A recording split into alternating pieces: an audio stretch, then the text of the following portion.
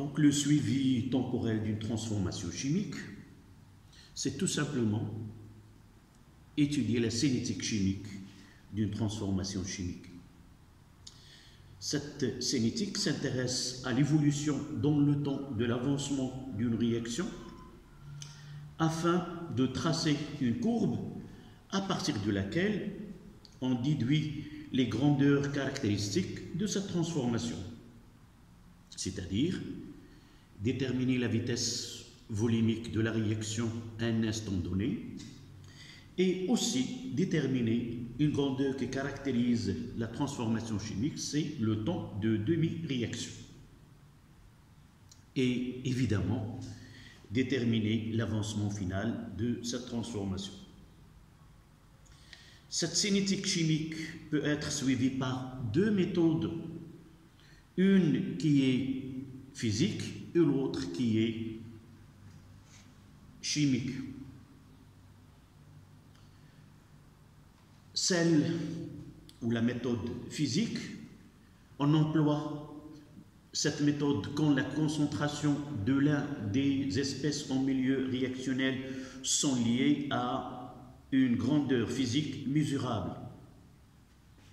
Et on cite par exemple, mesurer la conductivité. Si le milieu réactionnel contient des ions participant à la transformation, c'est-à-dire le mélange réactionnel contient des ions et ces ions participent, soit que la concentration de ces ions diminue ou il y a formation des ions. Deuxième méthode, c'est la mesure de pH.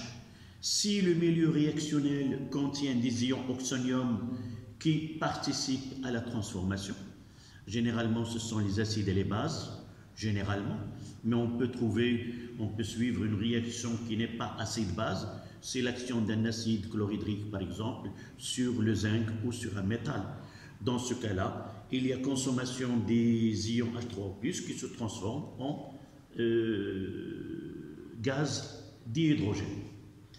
Évidemment, on peut utiliser le suivi par le volume d'un gaz ou la pression de mélange réactionnel au cours de temps. Si au cours de cette transformation, il y a formation d'un gaz et par la suite, en travaillant dans un volume constant, on peut étudier la variation de la pression au cours de temps. La dernière méthode, c'est la spectrophotométrie. C'est une méthode qu'on n'utilise pas dans nos programmes. Elle repose sur l'une des espèces chimiques dont le mélange réactionnel est teinté, c'est-à-dire il a une coloration. Et à partir de l'absorption, on peut déterminer, nous avons une relation mathématique, c'est l'absorption, et elle est proportionnelle à la concentration de cette espèce. La méthode chimique, c'est une méthode qui se base sur le dosage de l'un des réactifs ou des produits de ce mélange réactionnel. Mais cette technique qui est la plus ancienne, elle présente quelques défauts. En effet, la réaction de dosage doit être, il y a des conditions que doit satisfaire la transformation qui est utilisée comme dosage, c'est-à-dire il doit être total, univoque et rapide. Deuxième défaut, si vous voulez, qui rend cette technique n'est pas abordable, c'est l'étude se fait de façon intermittente, c'est-à-dire discontinue. On est obligé de prendre des mesures à des intervalles de temps qui sont décalés, 5 minutes ou 10 minutes ou autres. Et aussi, là, si la transformation utilise des produits qui sont un peu chers, on est obligé de voir un mélange réactionnel à plusieurs échantillons et par la suite, ça demande beaucoup de matière, si vous voulez, première dans ce mélange-là. Donc, à remarquer que la méthode chimique ne permet pas de faire le suivi de façon continue. C'est la plus grande, si vous voulez, anomalie de cette méthode-là. Mais dans certains cas, on est obligé de la faire et c'est une méthode. Lorsqu'on a un des participants dans le mélange réactionnel peut être suivi par une méthode physique, c'est mieux. Pourquoi? Parce que la méthode physique, c'est une méthode qui est contenue, qui ne demande pas une grande quantité de matières premières à utiliser, et on peut utiliser des techniques, des logiciels qui permettent de faire ce travail de façon automatique, et on peut le visualiser sur un PC où ce logiciel peut tracer et intervenir de façon directe dans ce travail. Donc, le suivi, cette cinétique-là, en réalité, dans notre programme, on cherche à arriver à définir la vitesse instantanée à un instant donné et déterminer, comme je viens de dire, les grandeurs T1,5 et X final. À remarquer que T1,5, c'est le temps que nécessite la transformation pour que l'avancement final soit égal, pour que l'avancement X soit égal à la moitié de sa valeur finale. Évidemment, ce temps de demi-réaction nous permet aussi, l'un des avantages de ce temps de demi-réaction, de choisir si la technique chimique est valable ou non, parce que dans certains cas, le temps de demi-réaction il est très bas, il est plus petit, et par la suite, c'est difficile d'utiliser une technique chimique qui demande un temps qui est assez long relativement à la méthode physique. Le problème de suivi, comme je viens de dire, c'est déterminer la vitesse de réaction, la vitesse volumique de réaction. Et cette vitesse-là a pour définition, c'est V qui est égal à 1 sur Vs dvx sur dt. Vous voyez que la définition de vitesse volumique de réaction fait intervenir l'avancement. Mais en réalité, déterminer l'avancement au cours de temps, c'est-à-dire on trace la fonction x égale à dt. La détermination de l'avancement x au cours de temps ne se fait pas de façon directe. On n'a pas un moyen de déterminer l'avancement x comme ça dans un mélange réactionnel de façon directe. Ça, il va nous obliger à suivre l'évolution du système chimique, non pas par x, mais par une grandeur qui est liée à x. Et c'est ainsi qu'on trouve dans les exercices le suivi dans le temps, soit la concentration d'une espèce chimique qui intervient dans son mélange réactionnel, soit qu'il soit un produit ou soit un réactif. On peut suivre avec le volume d'un gaz, on peut suivre avec la conductivité ou la conductance ou la conductivité ou la pression au cours de généralement, ce sont les grandeurs avec lesquelles on peut suivre une transformation chimique. Si vous trouvez un exercice qui vous donne directement cette fonction-là, c'est qu'on a déjà fait un travail au préalable, c'est-à-dire nous avons étudié avec ces grandeurs-là et nous avons donné la relation qui est x avec ces grandeurs et on représente la fonction x en fonction de temps. Vous voyez que le lien entre x et ces grandeurs-là nécessite le dressement de tableaux d'avancement. Et à partir de là, on va lier les grandeurs que nous avons, x avec la concentration, avec le volume de gaz, avec la pression du mélange réactionnel, avec la conductivité ou avec la conductance. C'est là la difficulté des exercices.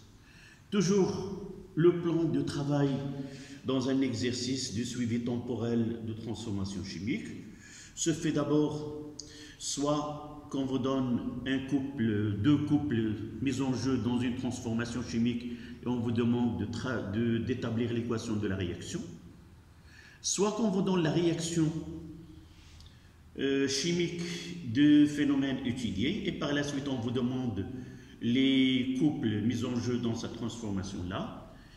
Deuxième question, c'est dresser le tableau d'avancement.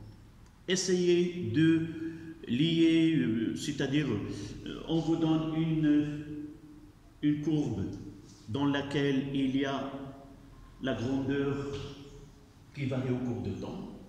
Puis on demande la vitesse de réaction. Généralement, toutes ces grandeurs-là sont des grandeurs proportionnelles à l'avancement x. Et par la suite, calculer la vitesse de réaction, volumique de réaction, revient à substituer dans cette expression x la grandeur correspondante.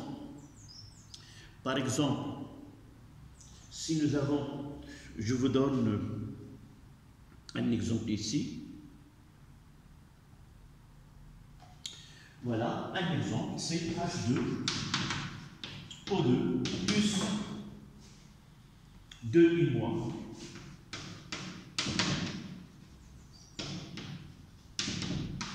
Ça donne 2H2O plus I2. Évidemment, dans sa transformation, on a là, on utilise un volume V1 de concentration C1 et là un volume V2 de concentration C2. Là, l'eau, on ne met pas 0 pour l'eau parce qu'on travaille avec des solutions aqueuses et par la suite l'eau existe. C'est le solvant et on écrit soit un trait, soit en excès. D'accord? Lorsqu'on travaille avec des solutions aqueuses, toujours là où il y a l'eau, on met en excès. Donc, dans cette étude, par exemple, l'étude nous donne que la concentration du I2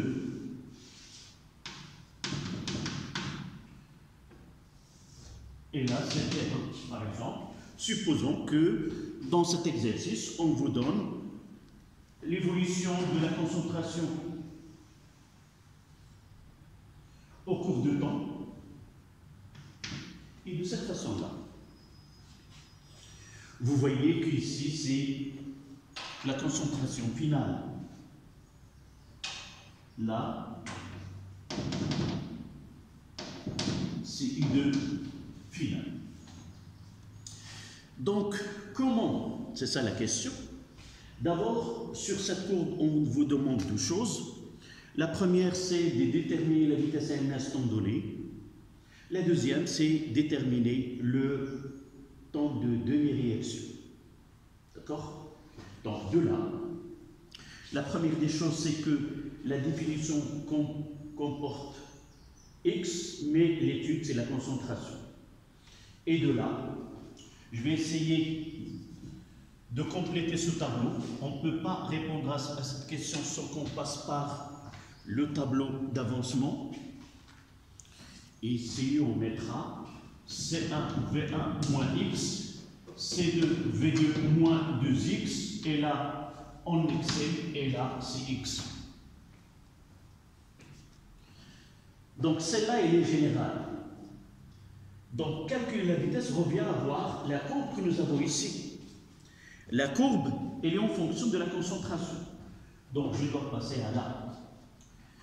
Et la définition de V, c'est la vitesse, si vous voulez, un instant T. D'accord? Et là, je dois, d'abord, la question qu'on demande, donner l'expression de la vitesse, définir la vitesse de la réaction, et juste après, donner l'expression en fonction de la concentration du I2. Je viens ici, un instant T, la concentration du I2, est égal à x sur Vs. D'accord? Et de là, je tire que l'avancement x est égal à Vs fois la concentration du I2. Si je prends la dérivée de l'avancement, là le volume il est constant, donc c'est Vs fois d de la concentration du I2 sur dt. Et de là, je vais revenir à cette définition-là. Et je dirais que V est égal à 1 sur Vs.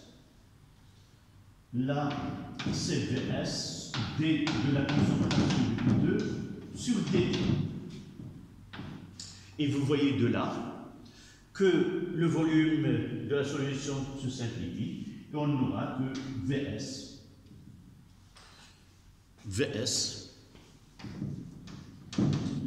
la vitesse volumique de réaction, ça donne d de I2 sur dt. Donc nous avons converti l'expression de la vitesse volumique en fonction de l'avancement à l'expression de la vitesse en fonction de la concentration. Ce qui nous a obligés d'écrire cette expression, c'est la courbe que nous avons obtenue ici. D'accord? Si nous avons une autre, par exemple, la concentration du I-, on va faire, je vais prendre cet exemple juste après. Donc, à un instant donné, si on veut demander V à l'instant T1 est égal à D de concentration du I2 sur dt à l'instant T1. Comme on l'a calculé ici. Donc là, la dérivée de la fonction concentration, c'est le coefficient directeur de la droite ou de la tangente. Donc je vais essayer de chercher un triangle ici. Et voilà, j'ai un point A et j'ai un point B. Donc le coefficient dans ce cas-là, c'est la concentration. Ce coefficient est égal à A, et A, ça sera égal, c'est la concentration de I2 B moins la concentration de I2 A sur TB moins TA. Voilà TB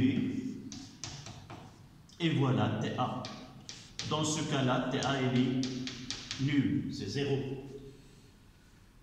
Une petite remarque, le choix de ces points doivent être bien étudiés et on essaie de choisir un triangle à partir des points qui sont faciles à lire sur le papier millimétré sur lequel est représentée cette courbe. D'accord? Donc, voici le cas de la concentration. Et nous voyons dans ce cas-là que la vitesse, elle est proportionnelle, est égale à une constante qui est le coefficient directeur de la droite qui passe à l'instant T1 à la courbe. Deuxième question qu'on vous demande, c'est la concentration finale. Elle est lue ici. Et la question juste après, c'est déterminer le temps de demi-réaction. D'accord?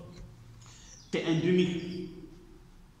La définition de T1 demi est liée à l'avancement final. D'accord? Et là, je n'ai pas l'avancement. Donc, je dois faire de telle manière à remplacer ce x1 demi par une correspondance de concentration 1 demi. D'accord? Donc, revenons à la concentration ici. Donc là, c'est le calcul de T1 demi. Donc, si nous prenons la concentration de I2 à un instant T, c'est quoi? C'est X sur Vs. Si nous cherchons ici x1 demi, c'est I2 1 demi est égal à x1 demi sur Vs. D'accord? Et de là, je peux dire que I1 demi, c'est quoi là? C'est la concentration à partir de laquelle je vais lire le correspondant en T. Lorsque je détermine la valeur de I de 1,5, je peux connaître le T 1,5. Donc ça donne x 1,5 sur Vs. Et x 1,5 Vs, c'est quoi? C'est 2 fois là, c'est 1,5. Je vais l'écrire ici, avant celle-là. X 1,5 est égal à x final sur 2. C'est ça la définition. Donc de là, je peux remplacer ce x 1,5 ici et dire que I2 à l'instant t est égal à x final sur 2 fois Vs. Et c'est quoi ce x final sur Vs? C'est I final, c'est la concentration de I2 final divisé par 2. D'accord?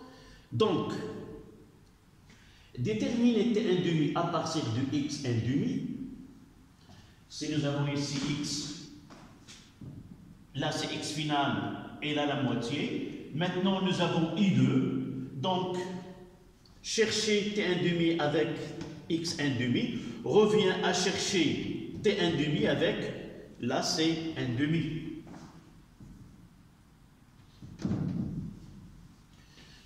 Donc, nous cherchons I1,5, la concentration d'I1,5, donc c'est I final, c'est là, donc la moitié, d'accord?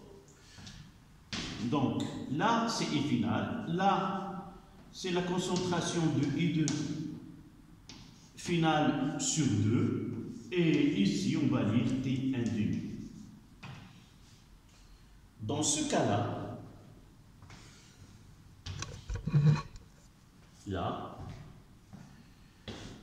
dans ce cas-là, puisque la concentration, je vois là, puisque la concentration elle est proportionnelle à x, x 1,5 il sera proportionnel à x 1,5, c'est-à-dire lorsque j'ai ici la concentration elle est proportionnelle, donc il suffit de chercher la moitié de I final pour avoir T 1,5. Le volume, par exemple, le volume d'un gaz, si j'ai ici le volume d'un gaz, le volume aussi, il est proportionnel à l'avancement. Et par la suite, on peut chercher V final sur 2. Là, ça sera V final de gaz et là, V final sur 2. Généralement, on va traiter des exercices correspondants et on va essayer de traiter des exercices, le volume d'un gaz, la conductivité ou la conductance. Et si nous avons le temps, on peut traiter le cas où l'évolution est suivie par la pression de mélange réactionnel. Voilà.